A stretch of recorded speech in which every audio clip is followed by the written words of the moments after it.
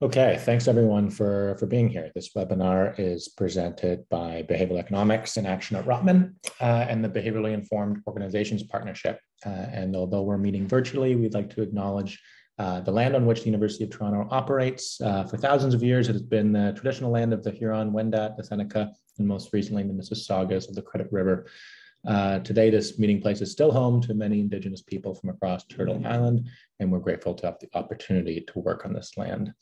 My name is Colin West. I'm a postdoctoral fellow at Rotman, and I'll moderate today's webinar.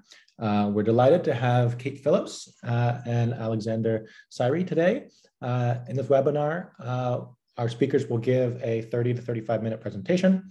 And during the presentation, you can submit questions for our speakers by clicking on the Q&A tab on Zoom and typing in your question. At the end of the talk, I'll select questions from the ones that are typed in, and I'll pose them to our speakers. So now I'd like to introduce Kate and Zan. Kate is the manager of Victoria's Behavioral Insights Group, providing oversight on the application of behavioral insights to public policy challenges in Victoria.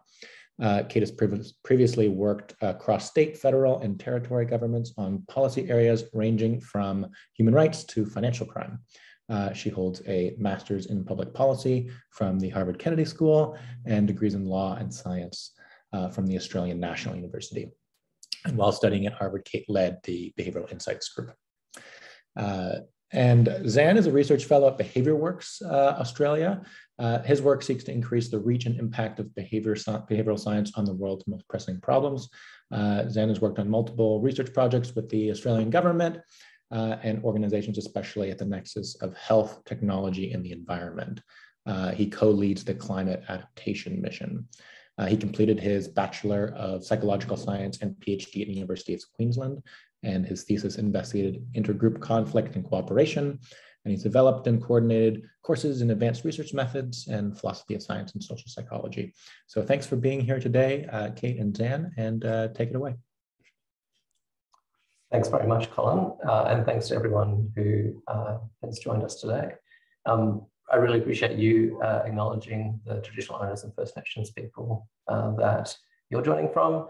And in that same spirit, I'd like to acknowledge the First Nations and traditional owners of the land on which I'm joining from and Kate's joining from, the Wurundjeri Woi-wurrung and Bunurong people of the Kulin Nation, and pay our respects to their elders past, present, and emerging.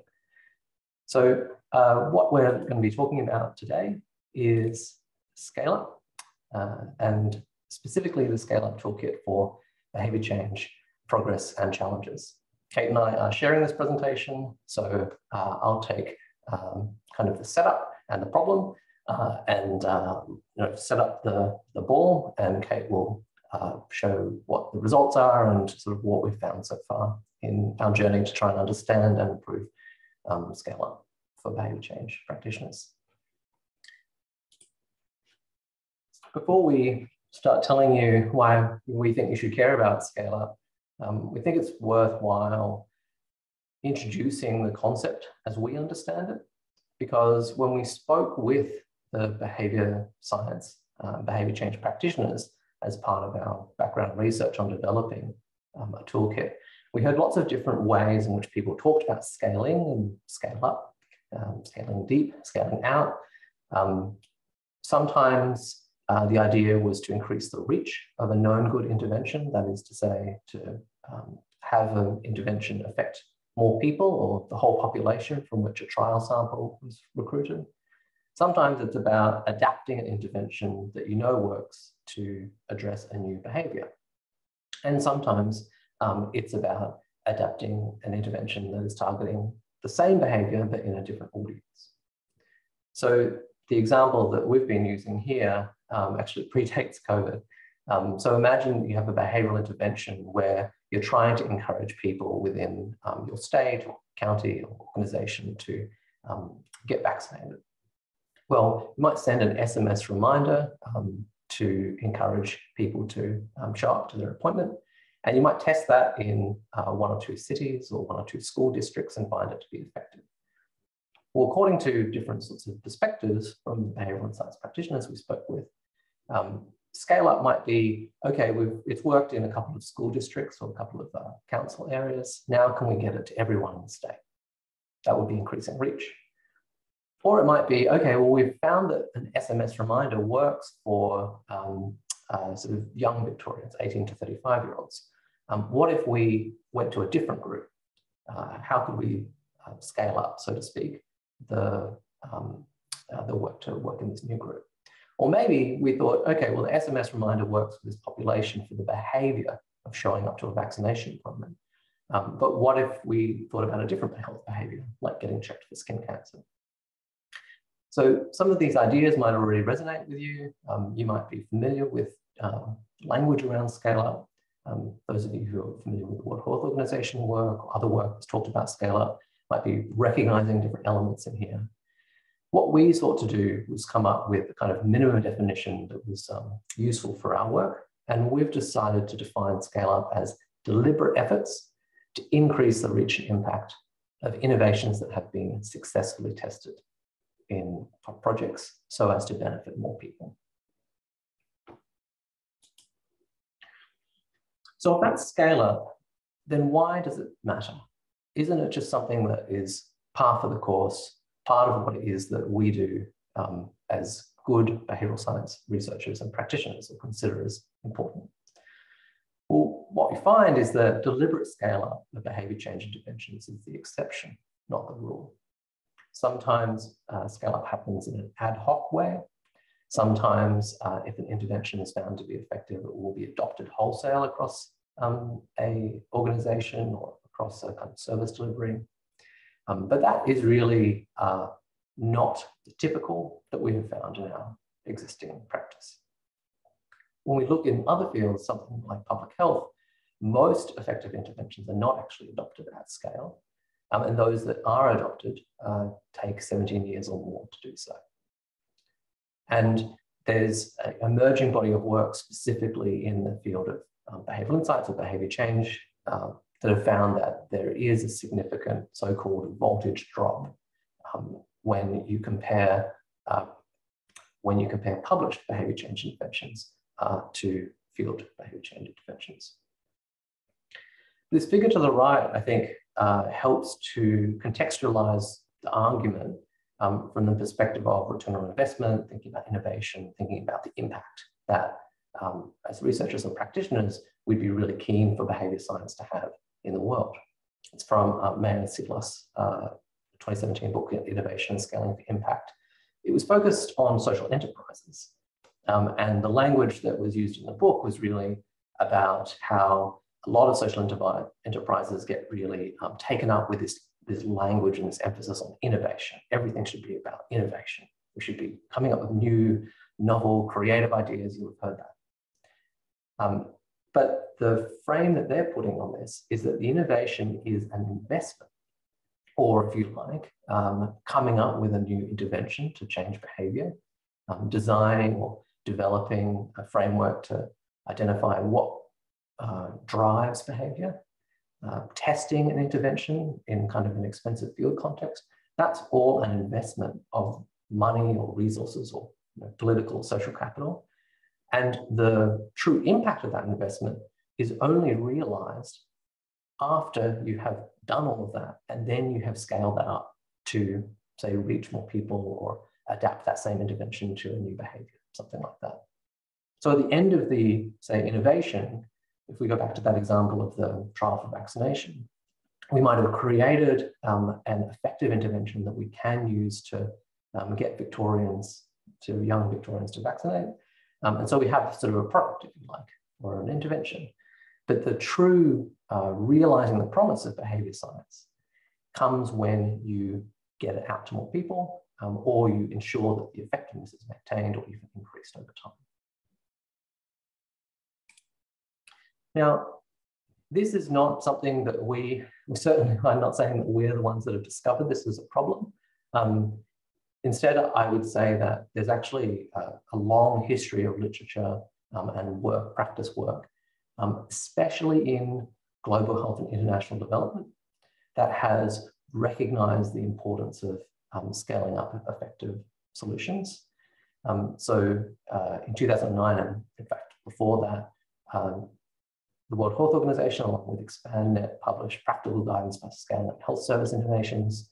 There's a lot of resources in that space. There's workbooks to help with scale up. There's kind of taxonomies and theories of what makes things scale up versus not. In the Evidence and Implementation Summit that I attended last year, there was an announcement of the Scaling Playbook that was specifically for researchers working in international development. And many of you would be familiar with John List's new book and history of research with his collaborators around the idea of how to make things scale up, what sorts of barriers there are to scale up. So the recognition, I think, of the need for deliberate efforts to increase the reach and impact of effective interventions to benefit more people has been growing, at least over the past decade, in the space of behaviour science. And what I'd like to talk about, or what we'd like to talk about today, is some work that BehaviourWorks Australia, a research enterprise with Monash University, and the Victorian Behavioural Insights Unit, as part of the Victorian Government, have conducted. So we've conducted some research, and we've used that research as the foundations for a series of tools and methods, decision support aids that we hope can help practitioners scale up their interventions more effectively. Now, what we thought would be useful in trying to think about how it is that as researchers and practitioners, the end state of some of the projects that we work on, where they might fall, and how it is that kind of effective interventions are not the same thing as scaled-up interventions, we decided to try and formalize this a bit. So if you look in the bottom right-hand quadrant, what we have is what you might call the current success of behavioural insights. That's an intervention with evidence that it's effective. We ran that trial in a couple of school districts in Victoria, and we found that we could get these young Victorians to get vaccinated. But we don't have a plan or funding or really kind of political capital to get that then implemented across every school district or city in Victoria. But we would consider that to be success at the moment. We'd meet our KPIs, we'd get pats on the back, we might get refunded. Now, the other, somewhat good effect is like a dodged bullet, I would call it, which is an ineffective intervention that does not get scaled up. Perhaps you have working with a partner or you are working in a space where someone really does care about the effectiveness of the intervention and they say, we won't do it unless there's good evidence for it. Perhaps because it would substitute a different intervention or perhaps because the person really believes that it's important to test things before they go out to field. So you might test an intervention, or you might look for evidence for a proposed intervention, and there isn't sufficient evidence, or there's evidence that doesn't work, and therefore, say the organization you're working with says, okay, well, that's fair enough, we won't try and roll it out. Probably one of the things that we see more than we wish we would see, but particularly in our roles as consultants or providing kind of expert advice to partners and clients, would be the kind of top left quadrant, the can you BI it quadrant. We have a national campaign starting next week. This thing is about to go out the door. The CEO really needs something to be able to announce at the quarterly review. Do you have time to BI it, make it more behavioral, and it's going out to the maximum scale, or we're already adapting it for a new context and we haven't really thought about the effectiveness of intervention at all. And then of course, the final quadrant is the dream. An effective intervention that has actually been scaled up. One where perhaps you've gone through the pilot process or you have a high quality systematic review that has suggested that this intervention will be effective in the population behavior you care about. And then you engage in deliberate efforts to increase its reach and impact. So as we're talking about some of the factors, activities, considerations for what makes certain types of interventions more scalable or more likely to be scaled up, keep these different quadrants in mind, and we might return to them at the end as well. So just before I hand over to Kate, I'd like to give a little bit more detail on the project itself as we conducted it as a collaboration. So the boxes here are kind of the activities that we did, and the italicized text is kind of the guiding questions that motivated each activities. So first we conducted a rapid systematic review of reviews, or an umbrella review, for those of you familiar with that term. We asked what works to scale up in the published literature. This was in 2019. We followed that up with 12 practice interviews where we spoke with behavioral insights practitioners, and we said to them, what are your experiences with Scale Up? We brought those two elements together, and we tried to go through a kind of lean-inspired prototyping phase where we took those ideas together and we said, okay, what's a guess for what might help? And then we sought to validate that with practitioners. We said this to them, would this help you? What parts of it would you change? What parts of it would you adopt in your practice? And we iterated through 4 versions of the prototype. And then when we ran out of time, we said, okay, here you go. What do we think is good enough? What do we think will make a positive impact? And that's what we released. So what I'll do is I'll hand over to Kate now to talk a bit more about the evidence review, the practice review, what it is that we released, and then sort of some ways in which we've tried to integrate it into our own practice. Thanks, Kate. Thanks, Zan, and thanks for your beautiful acknowledgement of country. I'm coming to you from Wurundjeri lands of the Kulin Nation, so that's just in the inner north of Melbourne in Australia, and I too would like to pay my respect to elders past, present and emerging. If you just flip to the next slide, Zan, I'll take you through the evidence review and the practice review that we undertook as part of this project in a little more detail. So we completed 2 studies, as you can see on this slide. For the rapid evidence review, we used a pre-registered overview of reviews approach to find and synthesize evidence on Scale Up. So for those not familiar with this approach, it's very similar to a full systematic review, but focuses on reviews rather than primary studies, which given timing constraints allowed us to consider Scale Up evidence from a broader variety of fields. Given the nature of the topic, we reviewed both academic and grey literature, a search which yielded over 2,000 records. After screening and eligibility checks, it provided us with 15 records for detailed analysis.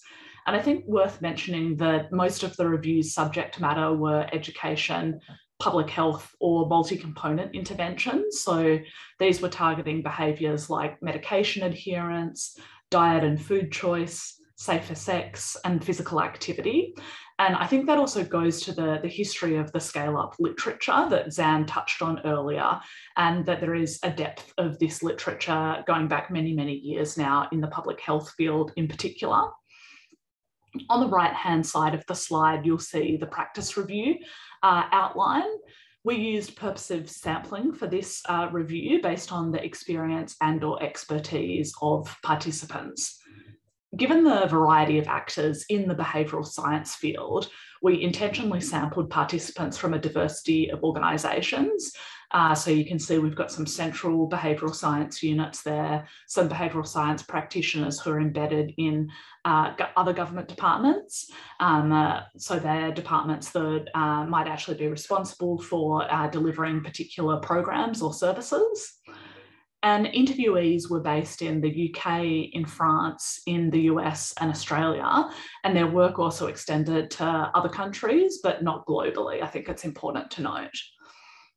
And we conducted hour-long semi-structured qualitative interviews, asking participants about their experiences with behavioural science projects that both were and weren't successfully scaled, and factors that they thought helped or hindered Scale Up. If we jump to the next slide, Zan, we'll see that the factors that we found influence, we've divided into intervention factors and non-intervention factors, which I'll come to on the next slide. And most of the published literature does touch on those intervention factors. And so we've simplified this into a nice memorable acronym of SCALE. So thinking about the intervention factors that matter, they should be simple, consistent, adaptable, lucid, and effective. And I think that simplicity is one that it should go without saying, but it's often overlooked in terms of when we get into intervention design as behavioural science units, and particularly with enthusiastic project partners who are motivated to innovate, it can be quite easy to go down the track of, you know, wouldn't it be amazing if we tried this cool new thing that's more out of the box, more challenging to the existing system norms, and involves more change from the status quo. And that's awesome, but it can create a complexity of intervention that's not necessarily as well suited to scale. So we found a consistent factor was simplicity, something that can be implemented by, if not anyone, then anyone perhaps working at the implementing organisation. Consistency is pretty self-evident. When we think about scaling, we want to think about interventions that have been tested in consistent contexts. And so that goes to the process of where are we actually trialling interventions, and is that an appropriate sample to be trialling an intervention given the population that we wish to scale to. Adaptation, I think, is one that is well established in the literature, but is often overlooked in practice. And specifically, I'd like to draw your attention to clearly specifying the behaviour change mechanism. We often find that we'll provide advice on a particular piece of work to a partner organisation, and they'll decide to implement some but not all of that advice. And if we're not really clear about which bit is the core to the intervention, or why we're recommending particular elements of the intervention, it's relatively common to have partners say, well, I like this bit of the intervention, but it's not actually the core part that we believe is going to change behaviour based on the existing research. So specifying the behaviour change mechanism, I think, is really important. And as we get to the toolkit, it's one that we've gone into further detail on. Scale-up's most effective when supporting organisations and target audience understand and endorse the intervention. Again, I think that one's fairly self-explanatory. And in terms of effectiveness, obviously, we always want interventions to be effective when they're scaled, but effectiveness is not necessarily the same as perceptions of effectiveness, and cost effectiveness in particular. And we found that there was a strong effect or a strong signal from our practitioners that we interviewed, that when things are believed to be cost effective, that was gave interventions a particular push and made them more likely to be scaled up. So then if we flip to the non-intervention factors on the next slide, these factors are ones that came out primarily through the practice interviews, and we found that they are less explored in the published literature. And so the key factors that we identified in this were who owns Scale Up? And so is that the partner organisation? Is it the behavioural science unit? Or is it a third organisation that you might have been working with a partner, but actually the implementing organisation is the one who actually own the levers of whether or not the intervention actually get implemented? And in our experience, that's often the case, that there's a third party implementing organisation that's not necessarily one and the same as the organisation with which we partnered in that initial innovation red zone that Zan had up on the slide. Does the BI team have the expertise and resources to scale? If they are the individuals who are responsible for scale? And if you think about the skill set of typical BI practitioners, it tends to be focused on intervention design, trial design, data collection, analysis. Often BI units have a primary focus on evidence generation, particularly through RCTs and experiments. And that's in contrast to a lot of the skills that are needed for scaling.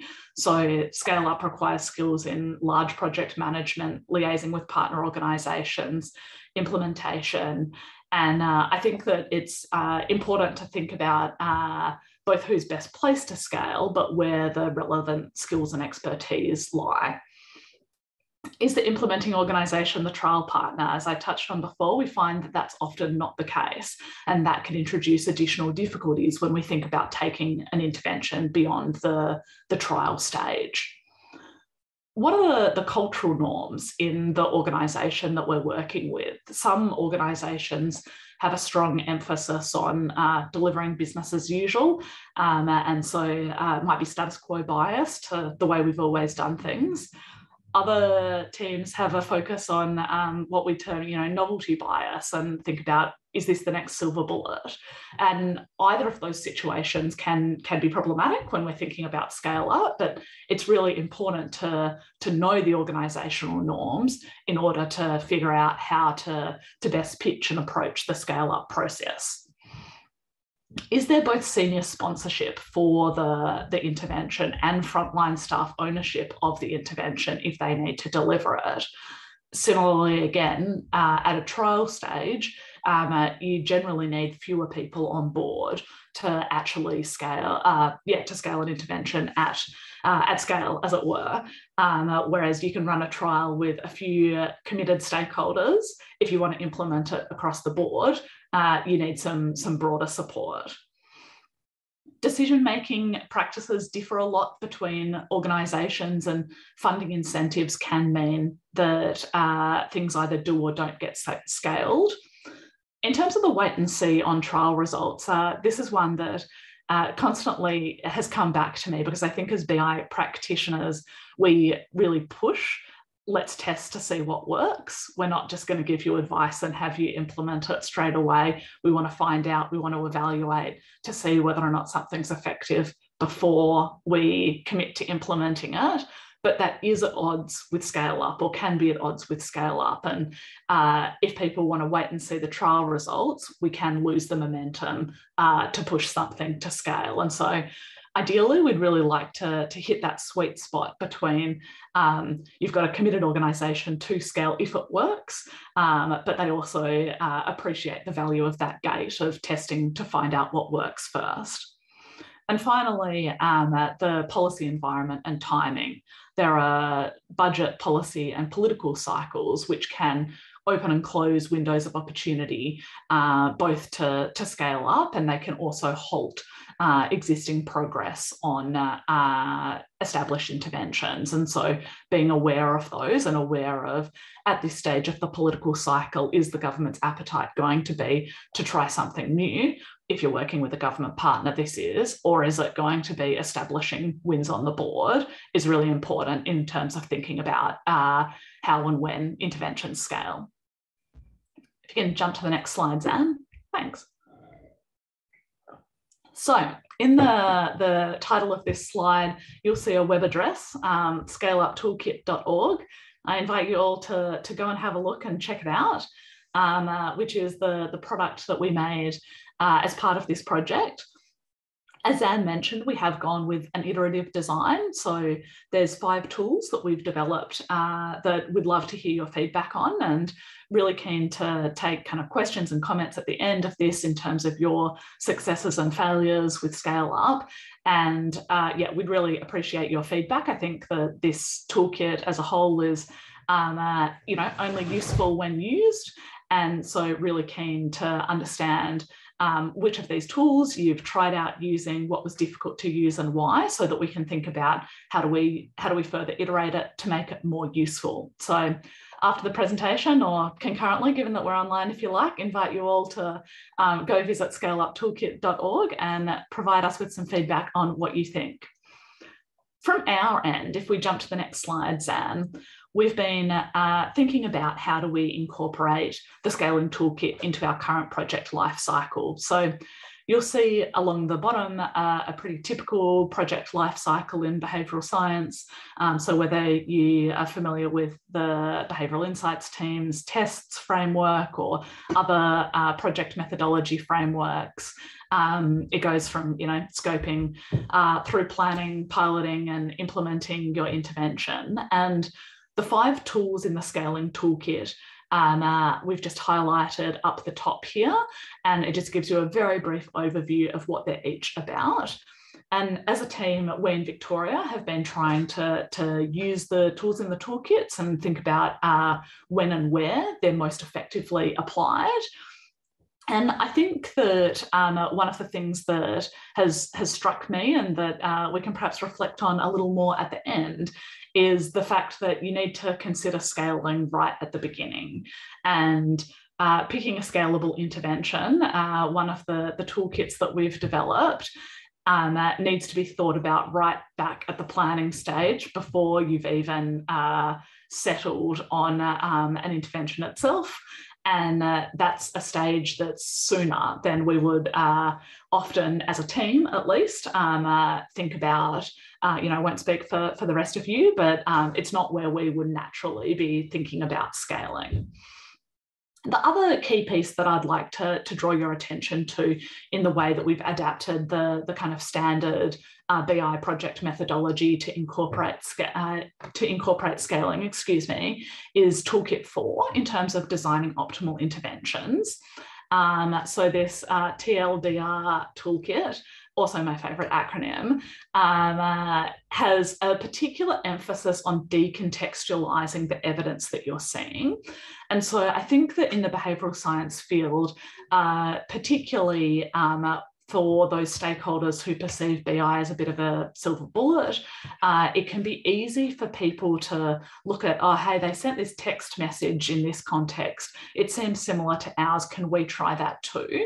And that enthusiasm is great, and we love that. But I think that taking the time to decontextualize a template intervention and it's an intervention that's been tried elsewhere and has been found to be successful elsewhere, and figure out what were the bits of the intervention in that context that made it work, and can we recontextualize those within our own context that we're facing here, is a really important part of both the intervention design process, but also then at the scaling process in terms of creating successful interventions that are fit for purpose in our context and therefore increase likelihood of being scaled. If we jump to the final slide, Zan, just in terms of general reflections, and then we'll flick over to questions, and really happy to delve more into particular elements of the toolkit or other questions that you might have. But I think that in terms of what we've learned in trying to scale interventions and applying the scaling toolkit, is obviously scale up is challenging. I guess we knew that from the start with the average of 17 years to implement an intervention, and the fact that most interventions in the field are not actually scaled up. Those are pretty sobering statistics in terms of thinking about public impact and public good. And I think that considering scale up from the beginning is one of the most important lessons that I would draw out of this project. That it's not a place that we naturally consider it. So much of the behavioural science field to date has been focused on encouraging others to test interventions, that it's not necessarily the place that we think of getting commitment to scale as well as commitment to test, given that we often focus primarily on the commitment to find out what works. The other key takeaway that I take from this piece of work is that the structural incentives in our field more broadly don't necessarily support scaling. And so referring back to the 2x2 Zan put up in the bottom right-hand corner in terms of current success for the BI field, we as teams get to bank the win, if you like, when we run a successful trial. We can provide the dollar figures that are projected to be saved if the intervention were scaled across the entire population of interest, or if the intervention were implemented across the entire population of interest. And you see this very frequently in the BI practitioner literature. And so if those are our incentives, then who's responsible for the scale and for the true impact of the intervention? And I'm a public servant first, and I really personally care about public impact. And I think that that's a real difficulty for our field more broadly. And it's got me at least thinking a lot about, if the structural incentives aren't necessarily perfectly aligned, how could we change that? And in Victoria, we currently have a model within government of, we've got a central behavioural science unit, and there's some BI practitioners in other departments, but it tends to be the exception rather than the rule. By and large, we work as an internal consultancy serving people who work at the health department, the education department, the transport department, etc. And one of the things I've been thinking about in terms of structural incentives is we don't actually hold those levers. And, would we as a field be more effective at creating public good if we, were more embedded, for example, into organisations that we work with? So those are very open questions and things that I'm still personally mulling over in terms of what we've learned from this experience. But we'd really like to hear from you as, practitioners, academics, others working in and interested in this field, and particularly keen to hear from you if there have been repeatable factors that you've found have helped your teams successfully scale interventions that work in the past. So I will throw back to you, Colin, but yeah, love to hear more from the audience.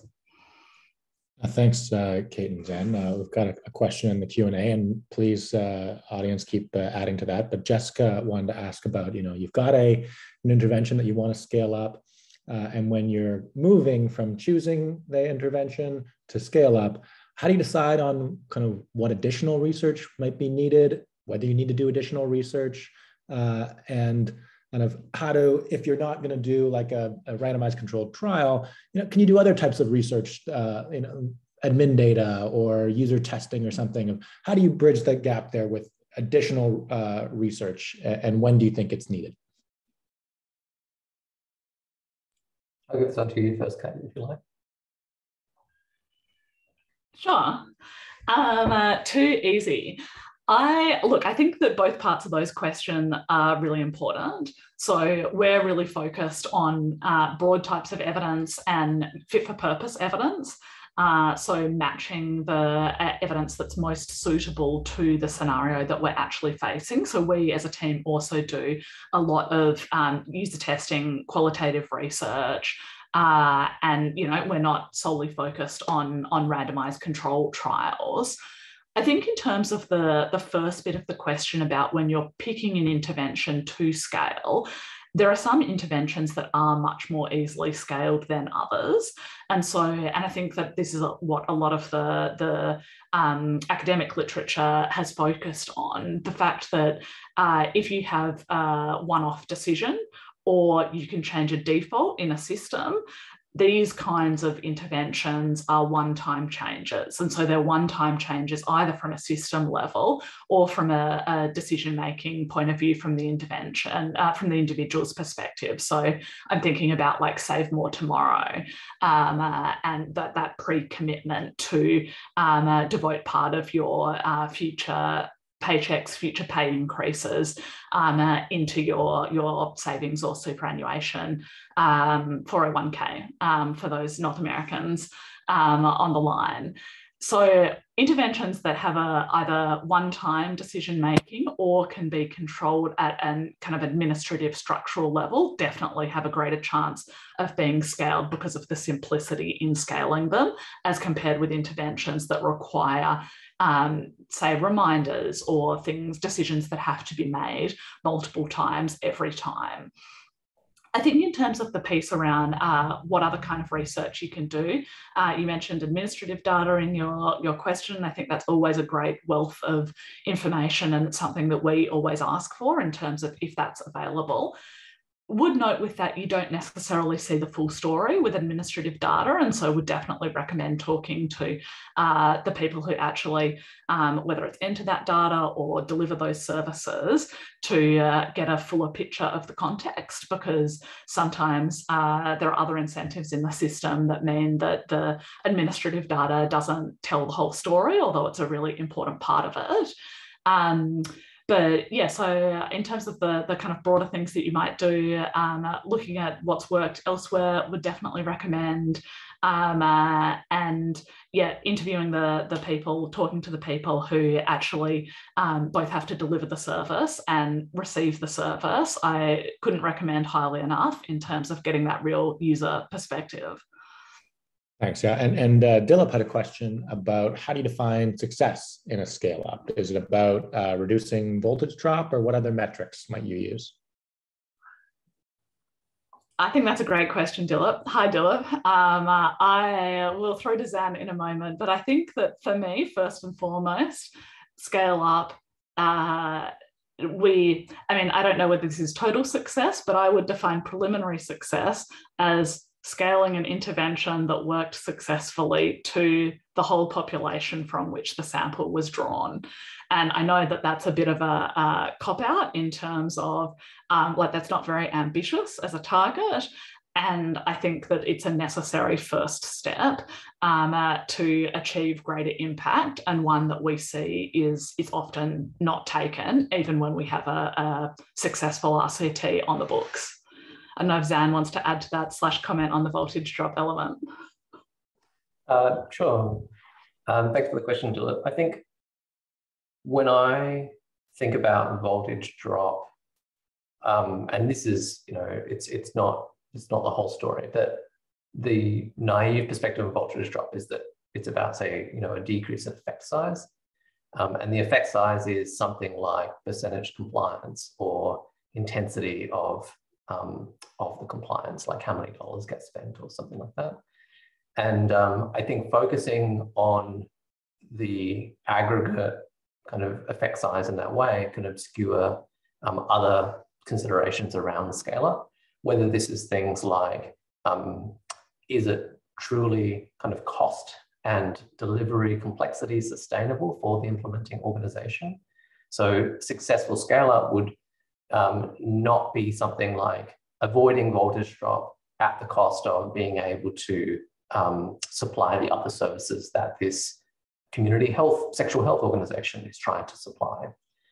It also wouldn't be necessarily successful if as Kate was suggesting, the frontline workers or the people who are actually responsible for implementing the intervention are doing it kind of under duress, right? They're only doing it as they're being observed or for the period of maintenance.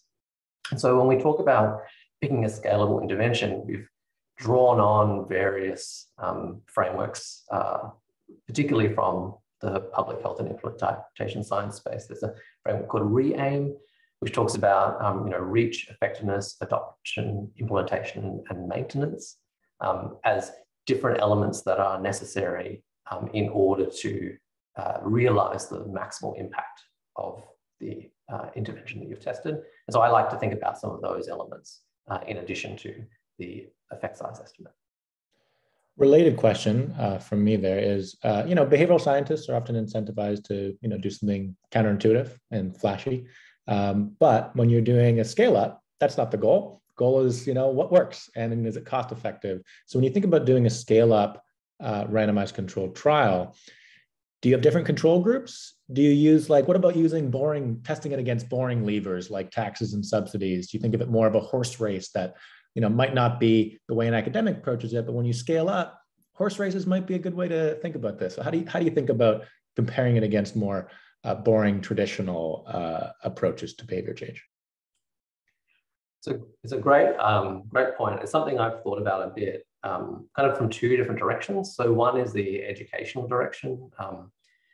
The current wisdom in education, like school education, John Hattie, who's a New Zealand education researcher, led this massive piece of work that essentially estimated the median effect size of any kind of interventional education in the classroom as being about a D of 0.4. And so if you want to, bring in your new cool idea into the classroom, it has to beat like D of 0.4 in order to really be considered. And I think that can be like an interesting way of thinking about it, because it can be seductive to think about like this new, novel, innovative, we'll build an app perspective without considering, well, what's the alternative?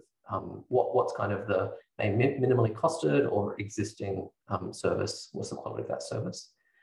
And that can be quite tricky because you are trying to identify some sort of baseline that you would be testing your existing service or a bog standard intervention against. And that makes me think of the other direction, which is in global poverty reduction. And I'm thinking about cash transfers or unconditional cash transfers, such as that championed by Give Directly.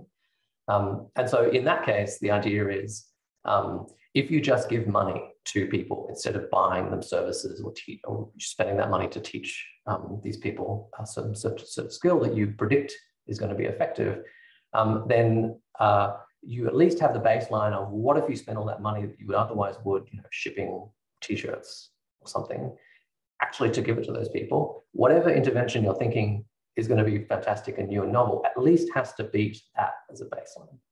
So that's kind of what I've been thinking about in terms of trying to think about the baseline, I guess, service quality, and then looking for an intervention that might beat that, and not assuming that just because it's new or novel, it's going to be better. And I guess the final point on that is that it cuts right back to that point that Kate made around incentive alignment, where fundamentally we are more likely to get a partner excited if we say words like novel, innovative, and creative to them, and less likely to get them excited if we say things like, minor tweak to service delivery based on established principles that are already used by your competitor, something like that.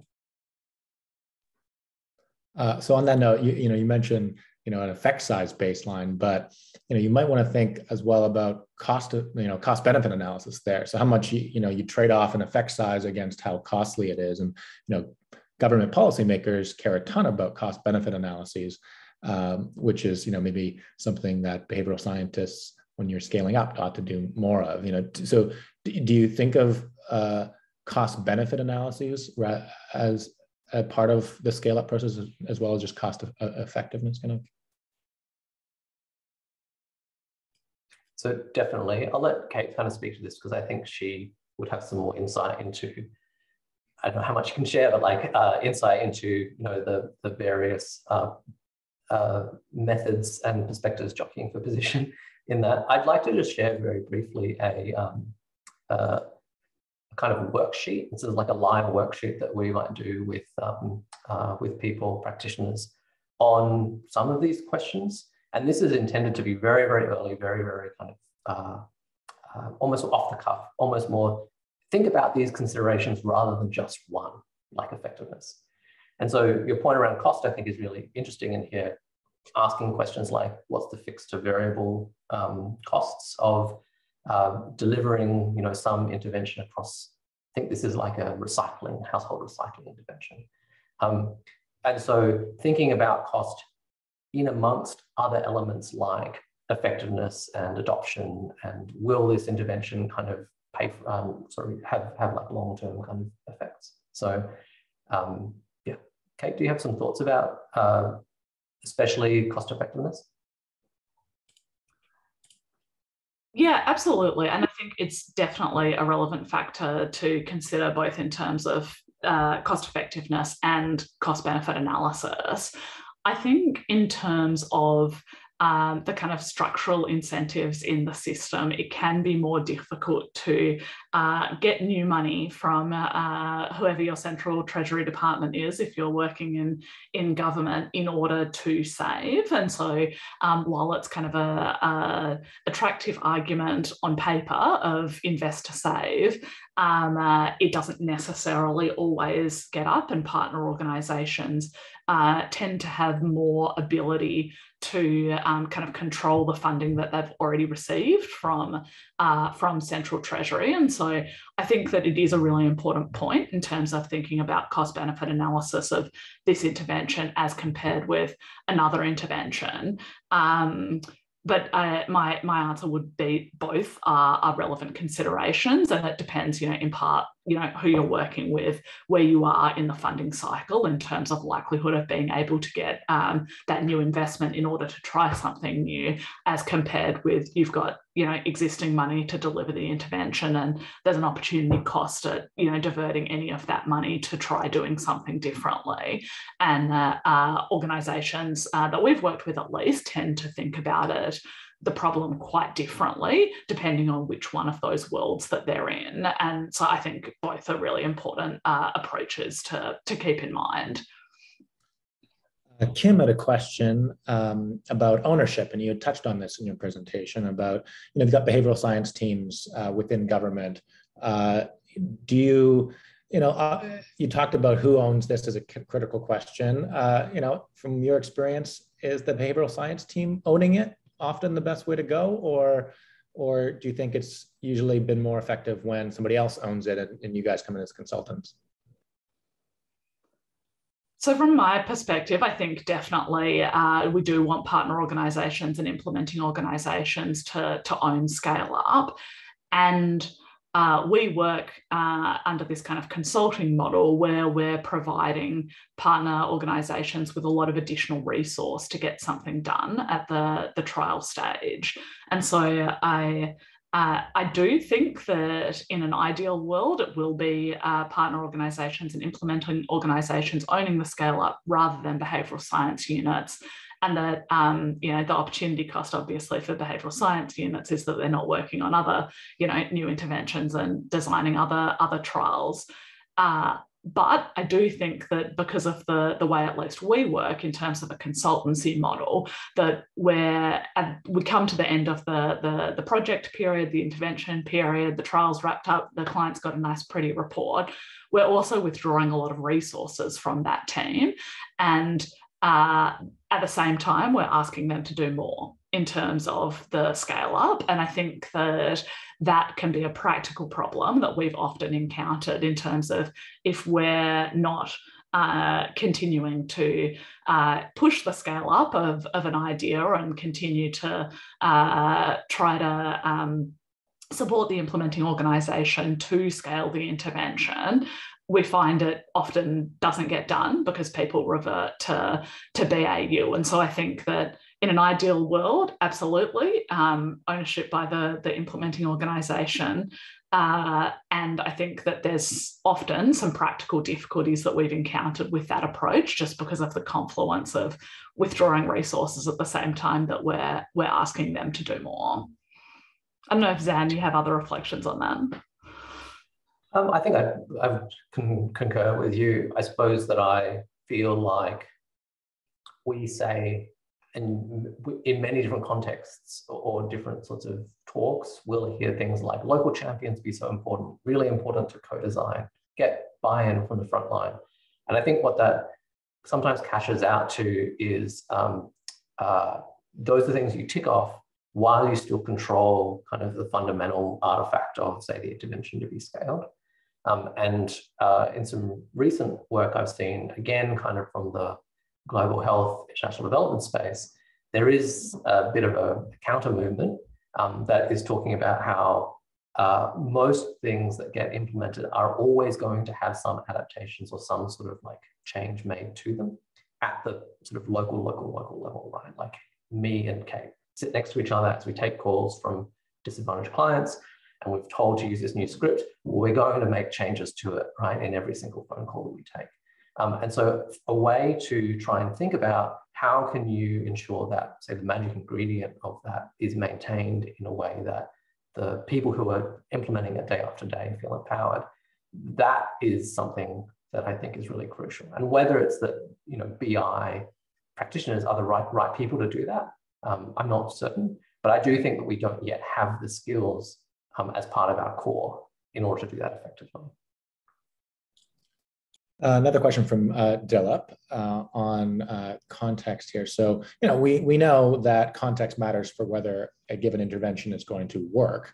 But what about for scaling principles? When you think of, how to your recipe for scaling up an intervention, would that be different in a place like Australia versus, say, Global South? And would you recommend a scale-up team, in sub-Saharan Africa operate differently than your scale-up team, or do you think those principles are generalizable? Go ahead, Kate. I think that's a great, difficult question. I was hoping you were going to jump in and answer it, Sam. Sorry, Kate. I just got a loud buzz from you. Sorry, let me mute myself. Oh, sorry. That also happened in the just earlier. Sorry about that, everyone. You're okay now, Kate. I think that this is a question that we haven't given sufficient thought to, because a lot of our interviews and conversations have been with people working primarily in developed countries. I think that my immediate take is that the intervention factors, I think, are going to be relatively consistent across contexts, but the non-intervention factors probably need to be adapted. I think that there are some that are going to be relevant in both cases. So thinking about the organisational norms and whether the implementing organisation was the trial partner, as well as senior sponsorship and frontline staff ownership. But I do think the kind of first, fourth and fifth non-intervention factors that we presented earlier in terms of the role and expertise of the BI team, expectations about what's scaled when and how it's funded, and the policy environment and timing maybe do need to be adapted in terms of other contexts. And more broadly than that, I don't know that we've necessarily nailed it with these non-intervention and intervention factors. And in part of our hope in releasing the scaling toolkit is that it's a prototype that we continue to iterate and continue to change. This is what we've distilled so far, and really welcome people, trying to apply it to other contexts and coming back to us with feedback about, this worked, this didn't. What if we changed this to be like that instead? So yeah, we're really keen to continue to iterate this and not have this be kind of the end, but rather the beginning. Quick one.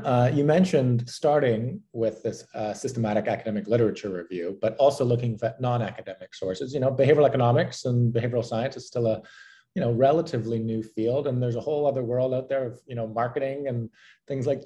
Where else might you look to think of some intervention ideas that might be right for scaling that haven't actually been published, maybe in an academic journal? Do you have some other sources of Cialdini-like sources of inspiration for this?